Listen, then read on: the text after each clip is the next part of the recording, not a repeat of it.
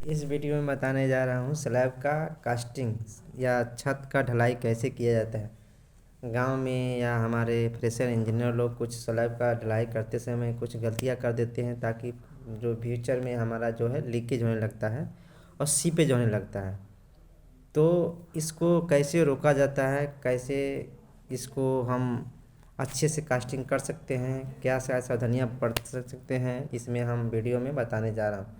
सबसे पहले हमको मटेरियल मैनेजमेंट देखना चाहिए। मटेरियल मैनेजमेंट मीन्स क्या होता है कि आपका जो मटेरियल है प्रॉपर स्टॉक होना चाहिए। स्टॉक मीन्स जैसे आपका एग्रीगेट हुआ, सैंड हुआ, सीमेंट हुआ, वो कास्टिंग से पहले वो प्रॉपर स्टॉक होना चाहिए। अगर वो प्रॉपर स्टॉक नहीं है, प्रॉपर मात्रा में स्टॉक नहीं है, तो कास्टिंग करते समय अगर कोई भी मटेरियल अगर शॉर्टेज हो गया, कम पड़ गया, तो आपको फिर से अरेंज करते करते अगर टाइम ज़्यादा लग गया तो क्या होगा, एक ज्वाइंट बन जाता है। फिर आप मटेरियल लाएंगे, फिर कास्टिंग होगा, तो एक ज्वाइंट बन जाता है। ज्वाइंट बन जाने से क्या होता है, उस ज्वाइंट से वो पानी लीकेज होने लगता है। तो कभी ऐसे ना करें। कास्टिंग से पहले प्रॉपर मटेरियल का स्टॉक रखें, देन आप स्लैब कास्टिंग स्टार्ट करें। सेकेंड पॉइंट क्या है कि आपको वाइब्रेटर और नीडल का अरेंज करके रखना चाहिए। बिना वाइब्रेटर नीडल का हमको कास्टिंग नहीं चालू करना चाहिए। वाइब्रेटर और नीडल का अरेंजमेंट करके ही हम कंक्रीट का स्टार्ट करें। स्लैब में हमको वाइब्रेटर प्रॉपर रूप से मानना चाहिए। वाइब्रेटर मानने से क्या होता है, स्लैब का कंपैक्शन अच्छे से होता है, कंक्रीट का स्ट्रेंथ अच्छे से होता है। उसमें जो भी वायर्स होते हैं वो वाइब्रेटर मारने से क्या होता है, ऊपर की तरह निकल जाता है, जिससे हमारा कंक्रीट क्या अच्छे से स्ट्रांग होता है। नेक्स्ट पॉइंट क्या होता है, लोग शटरिंग जो करते हैं, जो सपोर्ट देते हैं, वो नीचे में ब्रिक लगा देते हैं।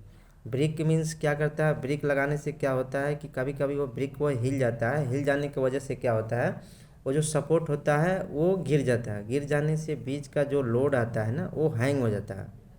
तो हमको ऐसा नहीं करना चाहिए। हाँ, अगर आपको ब्रिक लगाना भी है तो कम से कम नीचे में 3 लाइन दीजिए, ऊपर से 2 लाइन, देन उसके ऊपर दीजिए। और नीचे का जो बेस है, बेस को अच्छे से आप कॉम्पेक्शन कर लीजिए, बढ़िया से उसको प्रॉपर रूप से वो कॉम्पेक्शन कर लीजिए, अच्छे से उसको प्रॉपर से बैठा लीजिए। देन उसको आप ब्रिक रखिए, देन सपोर्ट लगाइए। नेक्स्ट शटरिंग करते समय प्लाई जो है या प्लेट है, उसके बीच में हमको कभी भी गैप नहीं रखना चाहिए। प्लाई हमेशा एक लेवल में होना चाहिए। अगर गैप है तो उसको मास्किंग टेप क्या करना चाहिए, लगाना चाहिए। नहीं तो गैप से क्या होता है, कंक्रीट करते समय क्या होगा था, सेलरी लीकेज होगा। सेलरी लीकेज होगा, देन क्या होगा, कंक्रीट हनीकम होगा। हनीकम होने से हमारा कंक्रीट क्या होगा, स्ट्रेंथ कमज़ोर हो जाएगा। देन वो फ्यूचर में क्या होगा, हमारा स्लैब वीक हो जाएगा। नेक्स्ट पॉइंट क्या है कि जब भी हम बाइंडिंग करते हैं, सरिया का बाइंडिंग करते हैं, तो बाइंडिंग हमको प्रॉपर रूप से करना है। इन एक बाइंडिंग ऐसे कर दिया जैसे कर दिया, ऐसा नहीं है। बाइंडिंग प्रॉपर होना चाहिए, क्योंकि बाइंडिंग का बहुत बड़ा रोल है। अगर कंक्रीट करते समय क्या, अगर बाइंडिंग अच्छे नहीं करेंगे तो हमारा जो प्लेसमेंट है, वो स्टील के रेनफोर्समेंट का प्लेसमेंट है, वो इधर उधर हो जाएगा। मतलब हमारा स्पेसिंग मेंटेन नहीं होगा। इसलिए क्या है, बाइंडिंग अच्छे से बांधें।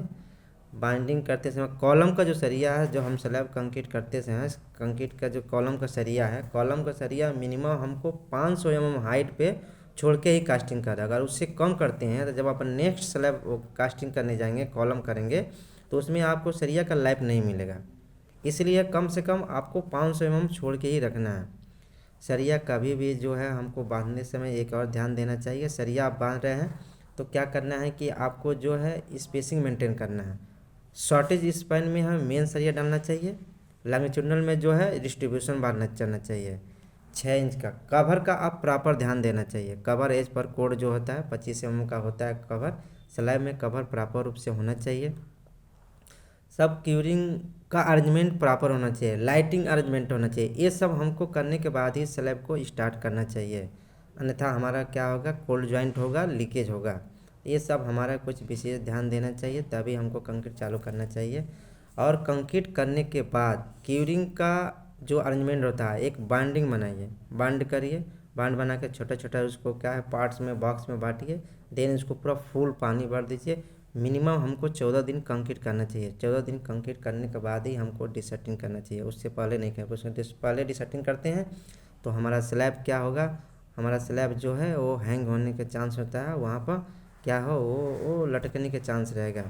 तो आप 14 दिन बाद ही आप क्या करिए, डिसर्टिंग करिए। क्यूरिंग प्रॉपर होना चाहिए। इससे 14 दिन से कम नहीं होना चाहिए एज पर कोर्ट।